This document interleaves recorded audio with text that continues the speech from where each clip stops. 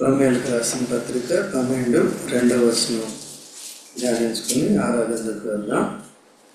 మీరు ఈ లోక మర్యాదను అనుసరింపక ఉత్తమమును అనుకూలమును సంపూర్ణములైన దేవుని చిత్తం మీద పరీక్షించి తెలుసుకున్నట్లు మనసు మారి నూతన మాట వల్ల రూపాంతరము పొందడి. మనసు మారి నూతన మాట వల్ల రూపాంతరం పొందడి. అప్పుడు దేవుని చిత్తం అంటూ దేవునికి చిత్తం ఏంటో అప్పుడు మనకి అర్థమవుతుంది అన్నమాట. కాబట్టి మనం చూసినప్పుడు దయచేసి ఇంకొక మాట చదువుకుందాం. ఎబ్రీయులకు రాసిన పత్రిక 12వ అధ్యాయము, ఎబ్రీ 12.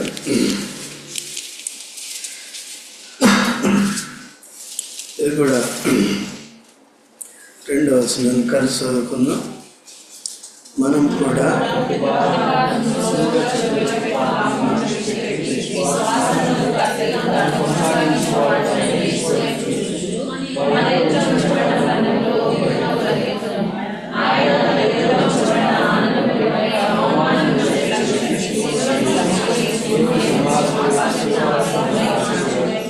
Very good.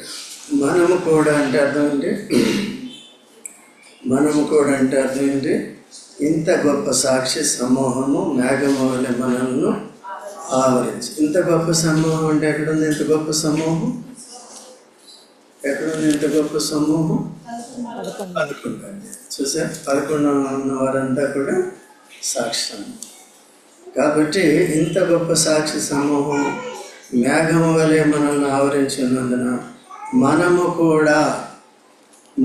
కూడా ఏం చేస్తాం? ప్రతి భారమును సులువుగా చిక్కులు పెట్టి పాపమును విడిచిపెట్టి విశ్వాసమును కర్తయు దాన్ని కొనసాగించేవాడైనా యేసు వైపు చూడండి. సులువుగా చిక్కులు పెట్టి పాపం నుంచి విడుదల పొంది దేవుని యొక్క చిత్తాన్ని చేయాలి అంటే ఏం చేయాలంట? యేసు వైపు చూడాలి. యేసు వైపు చూడటం అంటే ఏంటి? చూద్దాం. త్వరగా వెళ్దాం, మనకి ఎక్కువ టైం లేదు కాబట్టి తెలిసిందే. కానీ దేవుడు సందర్భానుసారంగా మాట్లాడుతూ ఉంటాడు. లూకాసు వార్త 19వ అధ్యాయము,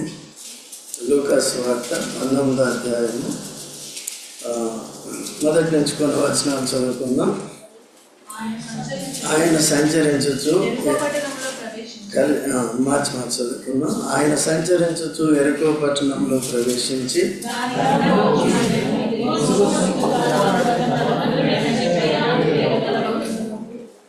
యేసు ఎవరో ఆయన చూడగోరని కానీ పొట్టివాడైనందున జనులు గుంపుగూడి ఉండుట వల్ల చూడలేకపోయాను.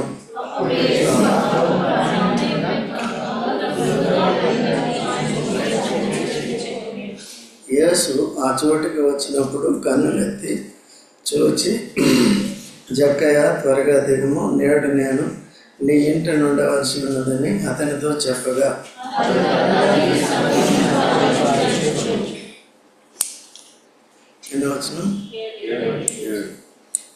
అందరూ అది చూచి ఈయన పాపి అయిన మనిషిని వద్ద బస చేయవలెనని చాలా సనుగుకొనిరి.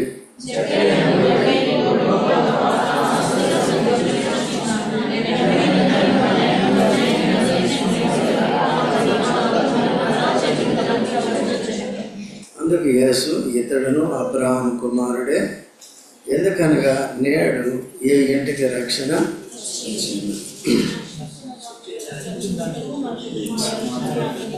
చాలా వెరీ బాగా చెప్పారు. అయితే ఈ యొక్క సందర్భం మనందరికీ తెలుసు. యేసు ప్రభు సంచరించుచు ఎరికో పట్టణంలో ప్రవేశించాడు. దాని గుండా పోవచ్చుండగా సుంకపు గుర్తుదారుడు ధనవంతుడు ఆయన జక్కయ్య అని పేరు గల ఒకడు యేసు ఎవరో అని చూడగోరని కానీ పొట్టివాడైనందున జనులు గుంపుగూడి ఉండటం వలన చూడలేకపోయింది. యేసు ప్రభువుని ఏం చేయాలనుకున్నాడు? చూడాలి. ఎబ్రీ 12వ అధ్యాయంలో ఏముంది? యేసు వైపు చూచుచు, యేసు వైపు చూచుచు సులువుగా చిక్కులు పెట్టు పాపం నుండి ఏం చేయాలి మనం? విడుదల. పాపం ఎప్పుడూ కూడా ఏం చేస్తుంది? సులువుగా చిక్కులు పెట్టి దాంట్లో పడేస్తుంది అన్నమాట కదా. మొదటి నుంచి చూడండి, సులువుగా. పాపం అంటే ఏంటి? పాపం అంటే ఏంటి? ఆజ్ఞాతిక్రమే పాపం. అది ఏదైనా కావచ్చు. దేవుడిచ్చిన ఆజ్ఞల్లో ఒకవేళ 10 ఆజ్ఞల మట్టుకే మీరు తీసుకుంటే పాత నిబంధనలో మొదటి నుంచి దేవుడిని దేవుడిగా కాకుండా వేరే విగ్రహాన్ని పెట్టుకునో వేరే దేన్నో పెట్టుకునో దాన్ని పూజిస్తే ఏం చేసినట్టు? పాపం చేసినట్టు. తర్వాత దేవుని మందిరానికి రాకపోతే అలా మాట్లాడలే, చాలా మంది మాట్లాడలేదు లేదా? దాంట్లో వాక్యంలో లేదా? రానట్టు. పరిశుద్ధ స్థలాన్ని ఏం చేయాలంటే మందిరాన్ని ఎందుకు వచ్చింది గొడవ? చదవండి. యెషయా గ్రంథం 58:13. యెషయా విశ్రాంతి దినమున చేయకుండా ఊరకుండి నేడుల మనోహరమైనది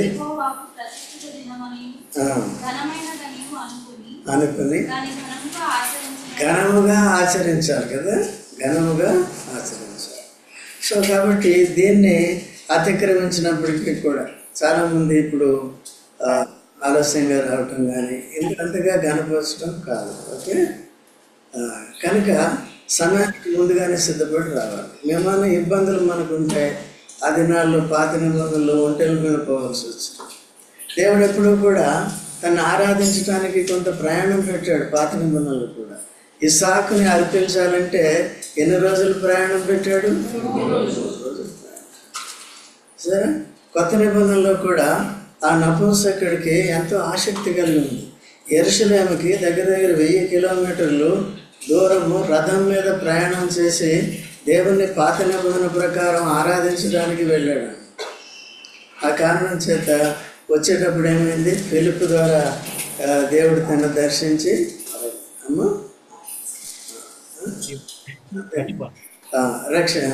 సువార్త చెప్పించాడు కదా. ఎవరికి అంత ఆసక్తి ఉంది, కానీ ఏముంది? రక్షకుడిని విమోచకుడిని ఎరగడం. సో కనుక ఆ విధంగా ప్రకటించినప్పుడు క్రీస్తుని 53వ యెషయా గ్రంథం 53వ అధ్యాయం ప్రకారం వెంటనే తాను బాప్తిసం కూడా తీసుకుని సంతోషంగా వెళ్తాడు. ఆయన ద్వారా కూడా దేవుడు అక్కడెక్కడో ఒక సంఘం కూడా స్థాపించుకుంటాడు. ఓకే, కాబట్టి ఇక్కడ మనం చూడవలసింది ఏంటంటే యేసుక్రీస్తు ప్రభు దాని గుండా వెళ్తున్నాడు. అయితే ఇక్కడ ఏం చేశాడంటే 2వ వచనంలో దాని గుండా పోవచ్చుండను, ఇదిగో సుంకపు గుత్తదారుడు ధనవంతుడినైనా పొట్టివాడే కానీ ఎవరండి? మంచి ఉద్యోగం చేస్తున్నాడు, పొట్టివాడే కానీ ఇంకెవరండి? ధనవంతుడు. అబ్బా, ఇంకేం కావాలి ఆయనకి? కాబట్టి నీ ఉద్యోగం నిన్ను రక్షించలేదు. నువ్వు క్రమంగానో అక్రమంగానో సంపాదించిన డబ్బు నన్ను రక్షించలేదు. ఎవరు రక్షిస్తారు? యేసు రక్షించాలంటే ఏం చేయాలి?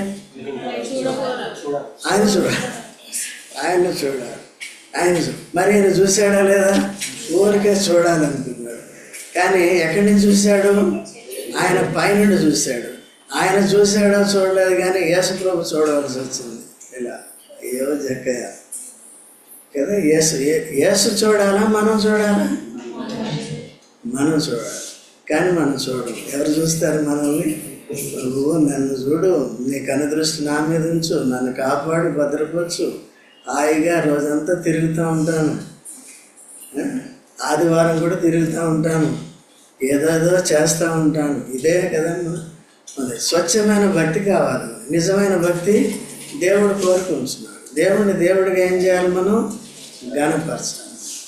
సరే, ఇక్కడ పోయినప్పుడు ఏమైంది? అప్పుడు యేసు ఆ త్రోవను రానయుండును కనుక అతడు ముందుగా పరిగెత్తి ఆయనను చూచుటకు నేడు చెట్టు ఎక్కెను.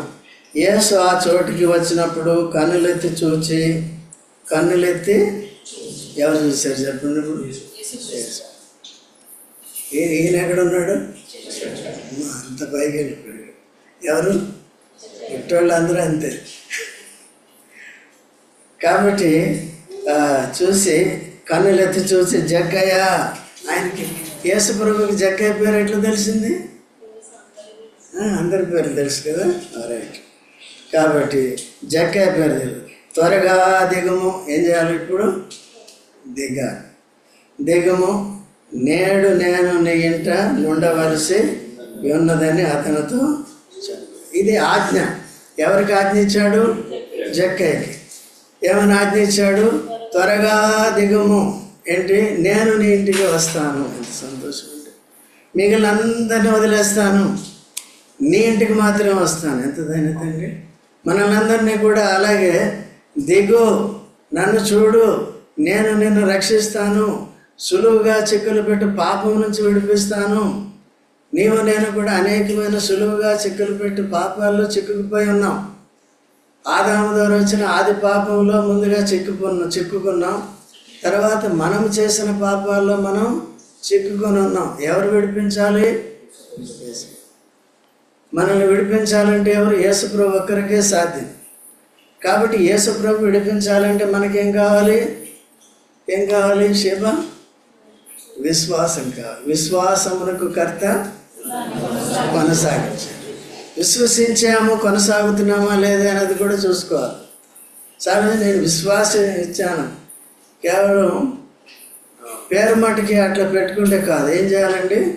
విశ్వాసములకు తగిన క్రియలు కూడా మనం చేస్తూ రావాలి. సరే, అందుకనే రోమా 12వ అధ్యాయం తీయనవసరం లేదు, 2వ వచనం మనం చదువుకున్నాం. దాంట్లో ఏముందండి? దేవుని చిత్తము చెయ్యాలంటే మనసు మారేం చేయాలంట? రూపాంతరం పొందాలి. ఇప్పుడు ఈయన మనసు మారిందా? ఎవరి మనసు? కదా, మారలేదు. కాబట్టి మనసు మారకపోతే దేవుని చిత్తం చేయలేం. దేవుని చిత్తం ఏంటి? యేసు ప్రభువుని అంగీకరించటం, యేసుక్రీస్తునందు విశ్వాసం ఉంచటం, యేసు ప్రభువు నా విమోచన కొరకు, రక్షణ కొరకు ఏం చేశాడో దాన్ని నమ్మటం. నమ్మిన తర్వాత యేసు ప్రభువుని అంగీకరించటే దేవుని చిత్తం మనం. ఓకే అండి. ఈయన ఏం చేస్తున్నాడు? మనసు మారలేదు, ఎక్కి కూర్చున్నాడు. ఎందుకు దించాడు కిందకి? మనసు మార్చడానికి. మనసు మారితే ఏమవుతుంది? జీవితం మారుతుంది.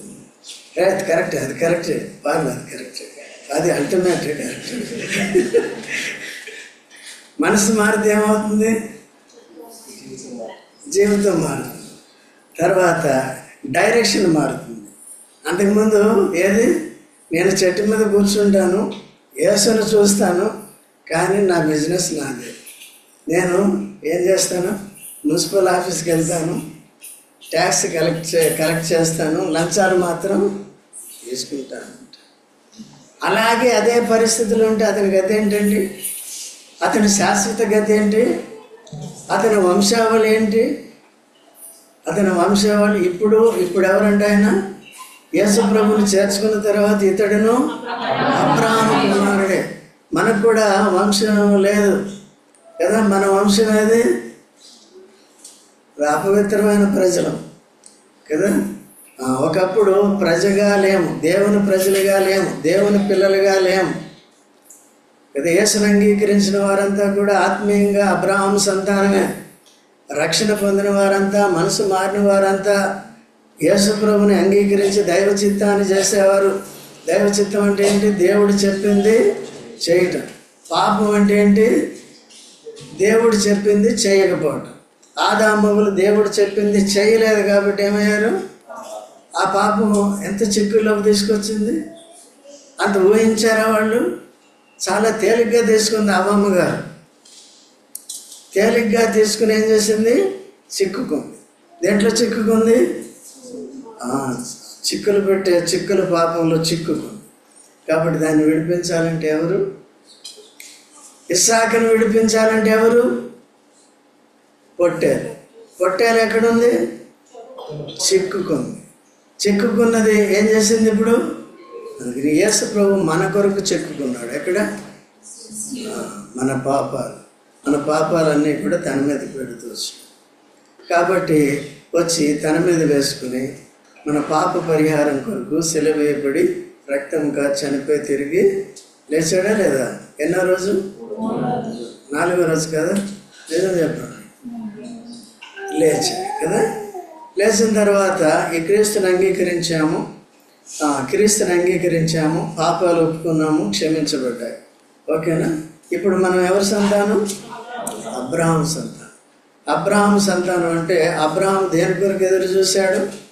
పునాదులు గల దేవుని రాజ్యం కొరకు ఎదురు చూశాడు, అంతే కదా. సో ఇప్పుడు కూడా మనం దేని కొరకు ఎదురు చూస్తున్నాం?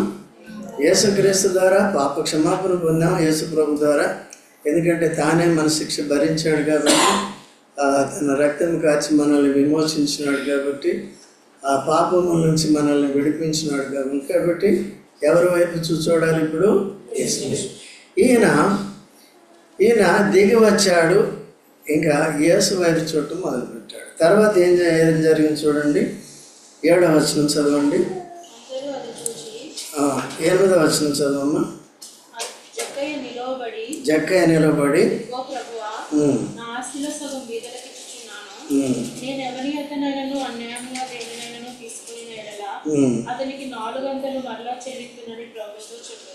ఇక్కడ చెట్టు నుంచి దిగవయ్యా, నేను నిన్ను చూడవలసి వస్తుంది, నువ్వే నన్ను చూడాలి, దిగంటే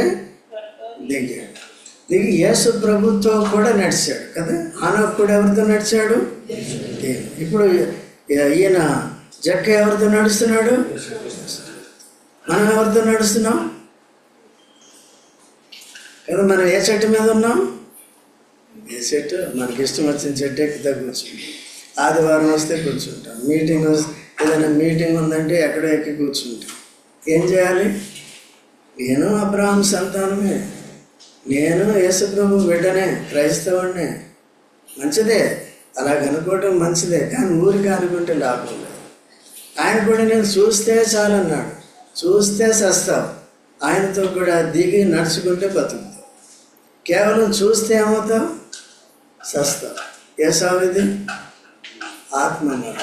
కాబట్టి ఇక్కడ జక్కయ్య నిలబడి ఇదిగో ప్రభువా ఏమన్నాడు యేసు ప్రభుని? ఇదిగో ప్రభువా, నా ఆస్తిలో సగం బీదలకు ఇచ్చుచున్నాను. నేను ఎవని యొద్దనైనా అన్యాయంగా దేన్నైనా తీసుకొని వెళ్ళి అతనికి 4 గంటల మరలు చెల్లించునని ప్రభుతో చెప్పాను. ఇప్పుడు ఇంకేమని చెప్పండి చూద్దాం. Very good. ఇప్పుడు కరెక్ట్ కదా. ఏం మారింది ఇప్పుడు? మనసు మారితే ఏం చేస్తాం? ఇప్పుడు దేవుని చిత్తం చేస్తాం. మనసు మారడం అంటే మన మనసు మారిపోయిందని చేస్తాను అంటాం. ఈయన ఏం చేశాడు? మనసు మారిపోతే ఏం చేశాడు? సగము నా ఆస్తిలో, I want to become a poor man for the sake of Christ. ఇప్పుడు నేను ఆత్మీయంగా ధనవంతుడిని అవుతాను. ఈ భౌతికమైన ధనం నాకు అవసరం లేదు. ఏది తినటానికి ఉంటే ఇప్పుడు ఎవరు గుర్తొచ్చారు? ఇప్పుడు అంతకుముందు ధనవంతుడు. అందుకనే ధనవంతుడు పరలోక రాజ్యమును స్వతంత్రించుకొనటం సాధ్యం కాదు. ఒకవేళ ధనవంతుల్లో కూడా యేసుప్రభువు నమ్ముకున్న వారు ఉంటారు. వారు ధనాన్ని బట్టి గర్వించినట్లయితే విశ్వాసంలో సాగలేరు అన్నమాట. కాబట్టి అట్లా మన మనసు మారి నూతనం కావాలి. కనుక ఏమన్నాడు ఇక్కడ? బీదలకు ఇచ్చుచున్నాను, నేను ఎవరికైనాను అన్యాయంగా దేన్నైనా తీసుకొని వెళ్ళది. ఇంకేం దగ్గర ఏముంటుంది? ఈయన దగ్గర ఏముంటుంది చెప్పండి? ప్రభు ఉంటాడు. ఎవరండి నిజమైన ధనవంతులు? చూడండి, యాకోబు పత్రిక 2:5. యాకోబు పత్రిక 2:5. యాకోబు పత్రిక 2:5. నా ప్రియ సహోదరులారా ఆలకించుడి.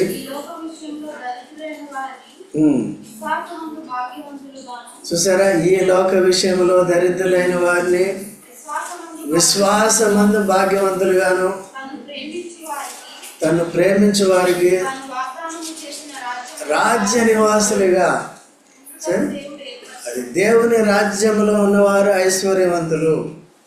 కదా. లోకంలో ఉన్నవారు ధనవంతులైనా కూడా ఎవరండి? దరిద్రులే. నేను ధనవృద్ధి చేసుకున్నాను అనుకుంటే నీవు దరిద్రుడివే. యేసుక్రీస్తు ప్రభు మన జీవితంలోకి రావాలి. ఎట్లా రావాలండి? విశ్వాసం ద్వారా రావాలి. వచ్చిన తర్వాత మన మనసు మారాలి. మనసు మారాలి అంటే ఏం మారుతుంది? ప్రవర్తన మారుతుంది. మనసు మారితే ఏమవుతుంది? నన్ను నేను మాత్రమే చూసుకోను. అప్పుడు నేను నా ఉద్యోగం ద్వారా సంపాదించుకోవాలి, ఇంకెలాగెలాగో సంపాదించుకోవాలి అని చివరికి క్రీస్తు లేకుండా చచ్చిపోతే ఆ ధనవంతుడు చనిపోయాడు. ఏమయ్యాడు? అక్కడికి పోయి అక్కడికి వెళ్ళి కళ్ళు తెరిచాడు. ఎక్కడండి? నరకంలో కళ్ళు తెరిచాడు.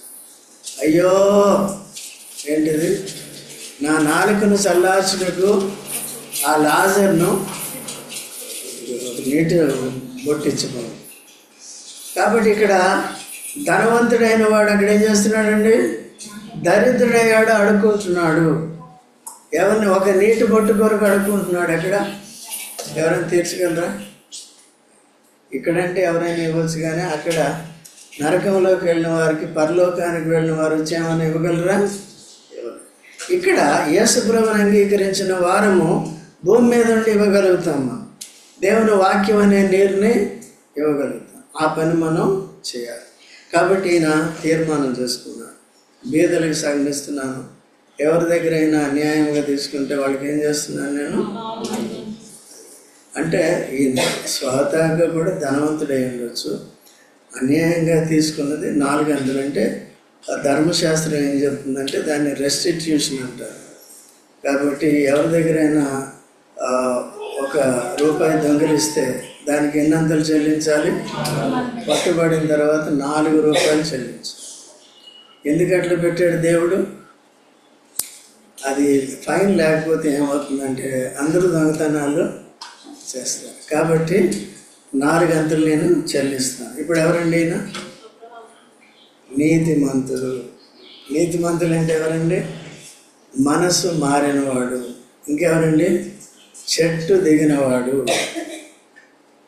మన సొంత ఆలోచనలు, సొంత స్థావరాలు, సొంత ఏర్పాట్ల నుంచి దిగినవాడు.